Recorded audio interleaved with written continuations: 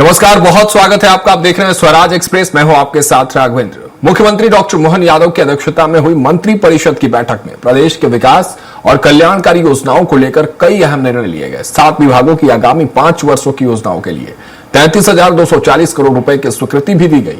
बैठक में मुख्यमंत्री young interns for good governance programme को 3 वर्षों के लिए 190 करोड़ रुपए की मंजूरी दी। नीह सशक्त जन को वृत्तिकर छूट 2030 तक जारी रखने का भी निर्णय लिया गया और 7 जिलों में एक जिला एक उत्पाद परियोजना को 37.50 करोड़ की स्वीकृति मिली। सिंगरौली में 7 नए न्यायाधीश पद और मैहर, कैमूर व निमरानी में 3 नए ESIC औषधालय खोलने की भी मंजूरी दी गई।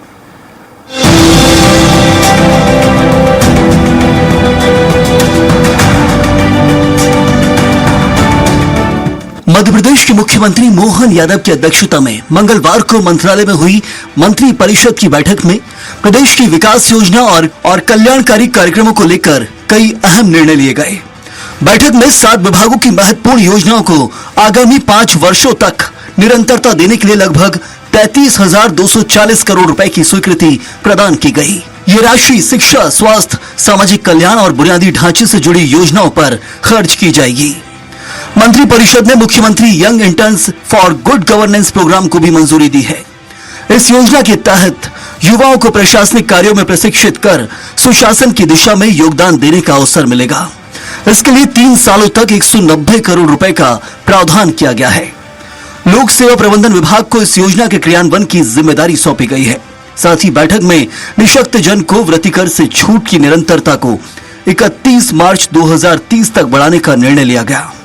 इससे दिव्यांग जनों को आर्थिक राहत मिलेगी और उन्हें कर संबंधी बोझ से मुक्त रखा जाएगा। प्रदेश में स्थानीय उद्यमिता और पारंपरिक उत्पादों को बढ़ावा देने के लिए एक जिला एक उत्पाद परियोजना को भी मंजूरी दी गई। इसके तहत 7 जिलों में विशिष्ट उत्पादों के संरक्षण, विकास और विपणन के लिए आगामी 5 वर्षों में 37 करोड़ 50 लाख रुपए खर्च किए जाएंगे। इसमें सीधी की दरी एवं कारपेट, दतिया का गुड़, अशोकनगर की चंदेरी, भोपाल की जरी जरदेजी और जूट उत्पाद, धार की बाग प्रिंट, सीहोर के लकड़ी के खिलौने और उज्जैन की बटिक प्रिंट शामिल है। इस परियोजना में स्थानीय शिल्पकारों और कारीगरों को प्रशिक्षण, डिजिटलीकरण, ब्रांडिंग और बाजार उपलब्धता जैसी सुविधाएं मिलेंगी। तो यह एक बड़ी महत्वपूर्ण योजना है कि किस तरीके से हम नए युवाओं की भागीदारी सुनिश्चित करें कि वे गवर्नेंस के साथ में इनकॉर्पोरेट हो और गवर्नेंस के बिंदुओं को भी समझें और गवर्नेंस के अंदर गुड गवर्नेंस में सहयोगी बने। तो यह एक महत्वपूर्ण योजना हमारे मुख्यमंत्री जी ने जो यहाँ से प्रारंभ करी है, मैं ऐसा मानता हूँ ये पूरे देश के लिए एक नया उदाहरण होगा और जिससे हम मध्य प्रदेश में सुशासन की स्थापना की ओर हम आगे बढ़ेंगे। कि 1 डिस्ट्रिक्ट 1 प्रोडक्ट में जो हमारे परंपरागत उत्पाद हैं और जो वहाँ के कारीगर हैं, उनके जो नीतियां बनी हुई है उनकी निरंतरता की भी आज मंजूरी दी गई और उसी के साथ में मुख्यमंत्री जी की मंशा है कि इन उद्योगों को अब वर्तमान समय में आधुनिकीकरण भी किया जाए।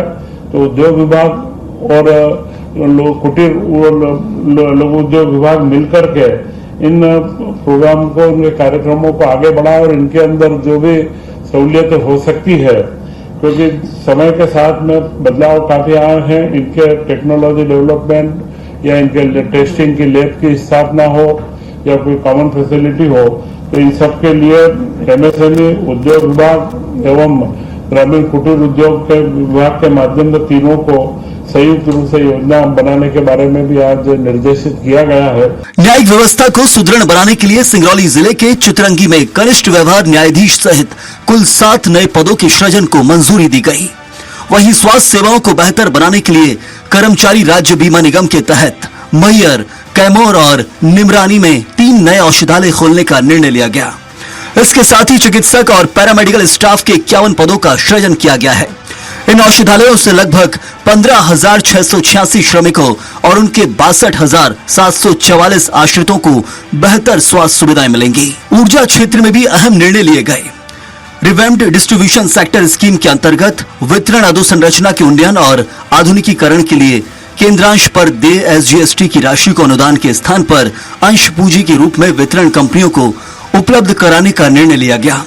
इसके तहत नवंबर 2024 तक ऋण के रूप में दी गई 887.91 करोड़ रुपए की राशि को अंश पूंजी के रूप में परिवर्तित किया जाएगा। तो श्रम विभाग के माध्यम से में पदों की स्वीकृति डॉक्टर्स की होगी और उसका नए औद्यालय का निर्माण का पूरा खर्च भारत सरकार उठाएगी और जो इसके बाद इसमें 51 पद लगेंगे उन पदों के लिए हमारे यहाँ से स्वीकृति दी गई है। आधुनिक सर्वे सिस्टम और सरकारी तंत्र और उसकी योजनाओं के साथ में अवेयर होंगे, यह इसके अंदर 2 कार्यों का समावेश है और शासन को फीडबैक भी मिलेगा, तो यह योजना को लागू करने का निर्णय लिया गया है। इन सभी निर्णयों से स्पष्ट है कि सरकार का ध्यान सुशासन, सामाजिक कल्याण, स्थानीय उद्यमिता, न्यायिक व्यवस्था और स्वास्थ्य सेवाओं को सुदृढ़ बनाने पर केंद्रित है। ये कदम प्रदेश की अर्थव्यवस्था और जनजीवन को सशक्त बनाने की दिशा में महत्वपूर्ण साबित होंगे। Bureau report, Swaraj express, Bhopal.